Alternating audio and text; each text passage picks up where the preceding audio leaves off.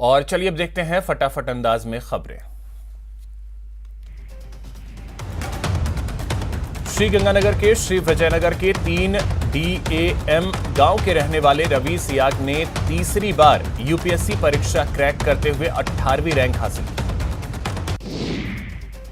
प्रतापगढ़ के धरियावद क्षेत्र के खुरमहुडा गांव के ग्रामीणों ने सड़क बनाने की मांग को लेकर कलेक्टर को ज्ञापन सौंपा।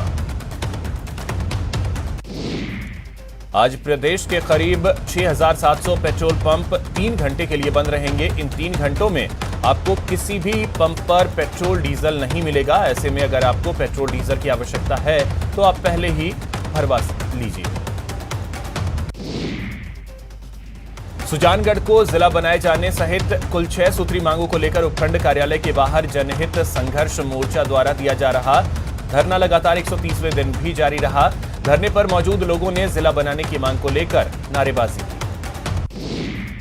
पुलिस कमिश्नरेट की शक्ति टीम द्वारा शहर की युवतियों और महिलाओं को सेल्फ डिफेंस की ट्रेनिंग दी जा रही है।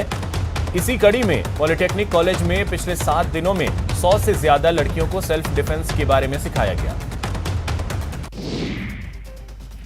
गत 13 अक्टूबर 2021 को जयपुर जोधपुर हाईवे पर हुए लवली एनकाउंटर के दौरान लवली की कार में सवार राहुल मीणा मौके से फरार हो गया था। घटना के इतने महीनों बाद आखिर रातानाडा थाना पुलिस ने राहुल मीणा को गिरफ्तार कर लिया। टोंक के एसीपी ने बजरी के वाहनों को बेरोक टोक परिवहन के बदले मासिक बंधी की मांग करने वाले घूसखोर पीपलू थानाधिकारी को उसके निजी दलाल के साथ 20,000 रुपए की रिश्वत लेते रंगे हाथों ट्रैप किया। रेल यात्रियों को खतरे में डालने वाली सनसनीखेज खबर सामने आई। अचानक बांदीकुई में दिल्ली जाने वाली ट्रेन पर चढ़कर एक शख्स ने इंजन दौड़ाकर फेसबुक पर लाइव कर दिया। घटना के बाद रेलवे अधिकारियों ने जांच शुरू कर दी। आरोपी शख्स का नाम सुखराम लांगड़ी बताया गया। राज्यसभा चुनाव को लेकर प्रदेश में गहमा गहमी का माहौल है। बीजेपी अपना दूसरा उम्मीदवार भी उतार सकती है। कल घनश्याम तिवाड़ी आज अपना नामांकन दाखिल करेंगे। वहीं केंद्रीय जल शक्ति मंत्री गजेंद्र सिंह शेखावत ने भी कांग्रेस पर हमला बोला। शेखावत ने कहा कि कांग्रेस ने बाहरी नेताओं को टिकट देकर राज्य के नेताओं का अपमान किया है। केंद्रीय मंत्री ने कहा कि दूसरी सीट पर भी जल्द ही उम्मीदवार घोषित किया जाएगा। इसको लेकर चर्चा चल रही है। सांगोद विधायक ने अपनी ही पार्टी पर प्रहार किया है।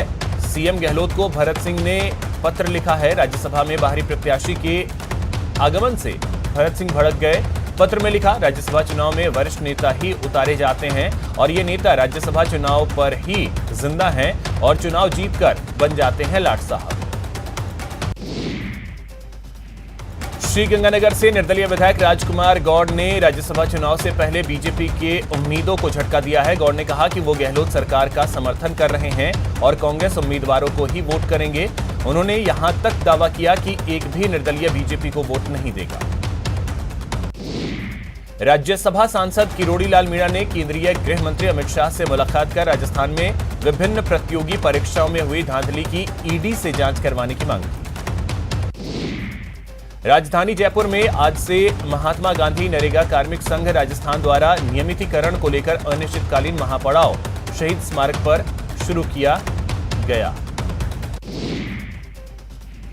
यूपीएससी में सिविल सर्विस का रिजल्ट जारी हो गया है। जयपुर की तनुश्री मीणा ने 120वीं रैंक हासिल की है। तनुश्री मीणा ने बताया कि मेरा ये 5वां अटेम्प्ट है। मेरी मां के सपोर्ट के बिना एग्जाम क्रैक करना काफी मुश्किल था।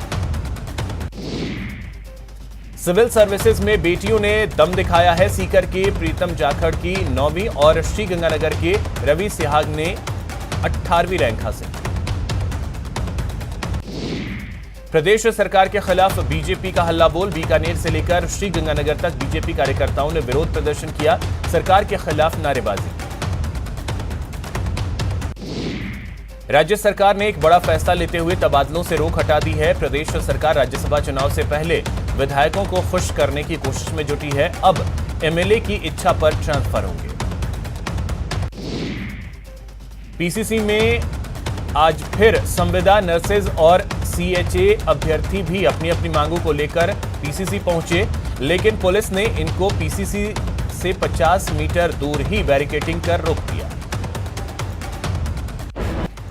जयपुर में मनरेगा कार्मिक संघ राजस्थान द्वारा नियमितीकरण को लेकर अनिश्चितकालीन महापड़ाव शहीद स्मारक पर शुरू किया। संपूर्ण राजस्थान के मनरेगा संविदा कार्मिक पिछले 25 दिनों से ब्लॉक व जिला स्तर पर आंदोलनरत हैं। शिक्षक पदोन्नति संघर्ष समिति ने शहीद स्मारक पर महाधरना शुरू किया। प्रदेश के वरिष्ठ अध्यापकों ने एक सूत्री मांग को लेकर प्रदर्शन किया। जयपुर समेत पूरे देश में कोरोना केसेस में लगातार कमी देखी जा रही है। जयपुर में पिछले एक दिन में 29 नए मामले सामने आए। दिल्ली में आंधी तूफान के कारण दिल्ली एयरपोर्ट पर कई फ्लाइट्स लैंड नहीं कर पाई, जिसका असर जयपुर एयरपोर्ट पर भी देखा जा रहा है। कई फ्लाइट जयपुर डाइवर्ट की गई।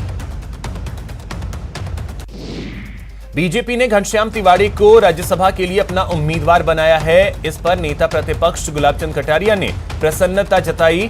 कटारिया ने कहा कि तिवाड़ी राजनीति में मुझसे भी ज्यादा सीनियर हैं। पार्टी के लिए उनकी निष्ठा पर कोई सवाल नहीं।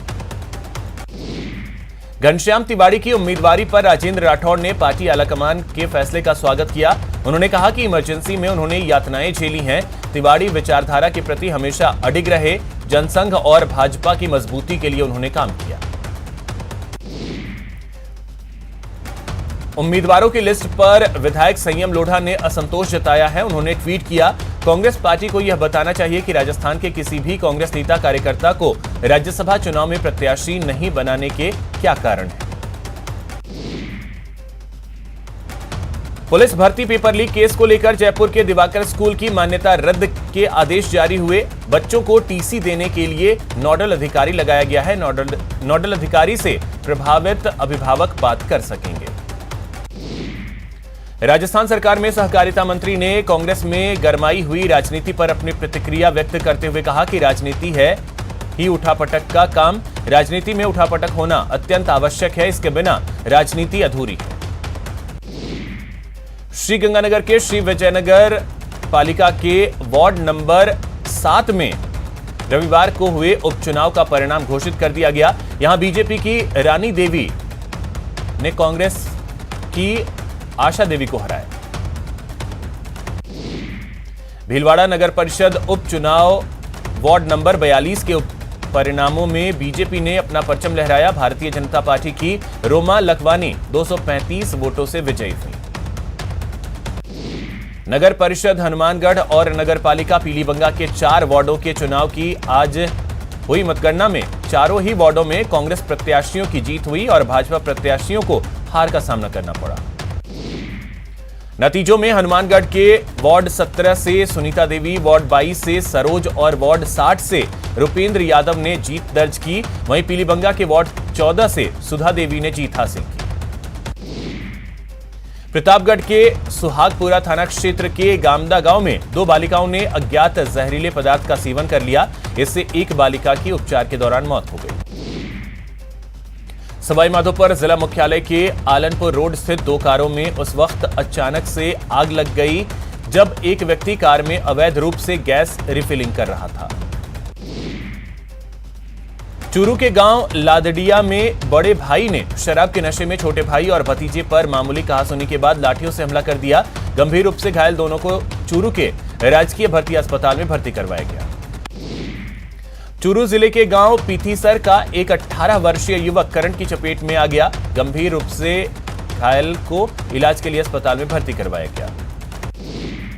जोधपुर के करवड़ थाना पुलिस ने तरुण आचार्य नामक युवक को अवैध हथियार के साथ गिरफ्तार करने में कामयाबी हासिल की। उदयपुर के सुखेर थाना क्षेत्र के मीरा नगर में एक चलती कार में आग लग गई। शॉर्ट सर्किट से आग लगने का कारण बताया जा रहा है। कार में आग लग जाने से क्षेत्र में अफरा तफरी मच गई। कोटा के हनुमान बस्ती में एक शख्स ने अपनी पत्नी और सास पर तेजाब फेंक दिया। पत्नी और सास घर पर सो रहे थे, उसी दौरान उन पर तेजाब फेंका गया। तेजाब के छींटे उछलकर 2.5 साल के मासूम बच्चे को भी पड़ा। झुलसी हालत में तीनों को अस्पताल में भर्ती करवाया गया।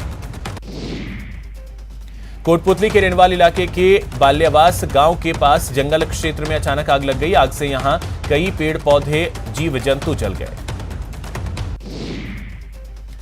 टोंक जिले की दूनी में लोक परिवहन बस पर कुछ लोगों ने हमला कर दिया। चालक और परिचालक से लोगों ने मारपीट की।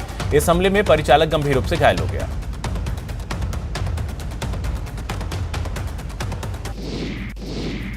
कोटा में अपने ही पिता की हत्या करने का प्रयास के मामले में कार्रवाई करते हुए पुलिस ने कलयुगी पुत्र को गिरफ्तार किया।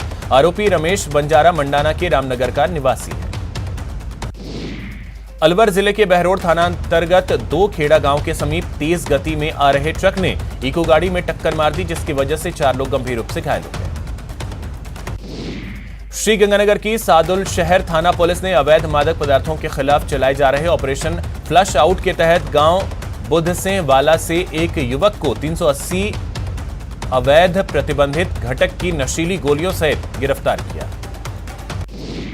उदयपुर के बड़गांव क्षेत्र में करीब 10 दिन पूर्व हुई गैंगवॉर के मामले में अंबा माता थाना पुलिस ने कार्रवाई करते हुए मुख्य अभियुक्त हेमंत उर्फ हेमू को गिरफ्तार कर लिया।